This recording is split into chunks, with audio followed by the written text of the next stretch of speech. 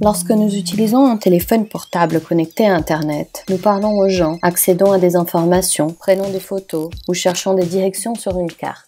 Dans toutes ces activités, beaucoup de données sont produites et collectées. Et même ceux et celles qui ne sont pas connectés à Internet par téléphone, et cela est le cas de près de la moitié de la population mondiale, produisent également des données tout simplement par le fait de vivre dans des villes pleines de capteurs, des caméras mises en place au nom de la sécurité, par l'utilisation des cartes de transport en commun ou de la biométrie installée dans certains bâtiments où les gens travaillent. Nous entendons dire que les données vont dans les clouds. Mais ce qui est appelé les clouds a en réalité une infrastructure bien territorialisée. Ce sont plusieurs serveurs nécessaires au stockage et au traitement des données, qui sont placés dans des zones étendues, normalement aux États-Unis ou en Europe, consomment beaucoup d'énergie et ont des propriétaires. Google, Facebook, Amazon, Microsoft, Apple sont propriétaires de 80% de ces données. Tout ce qui est virtuel possède une base matérielle.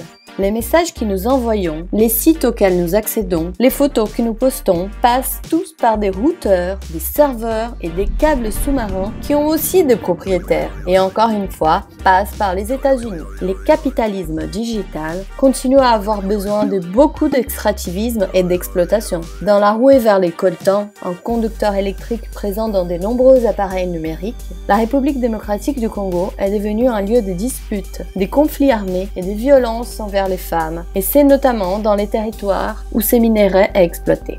La Bolivie, qui a subi un coup d'État en 2019, est un pays avec des grandes réserves de lithium, indispensables pour les batteries de téléphones et des voitures électriques.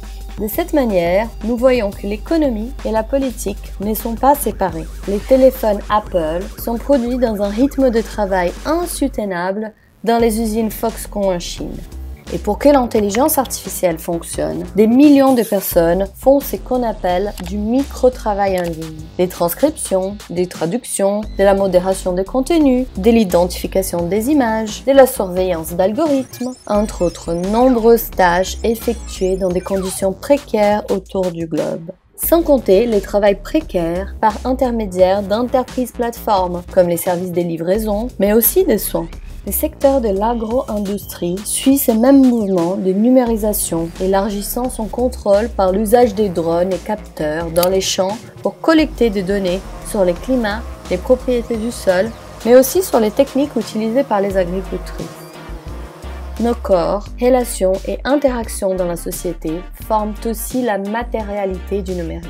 Les données n'existent pas en soi, ils sont produits par notre vie en commun.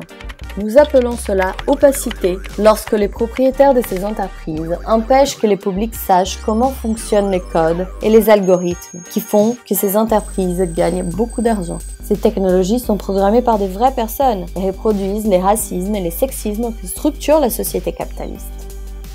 La technologie est une production humaine, elle est un débat.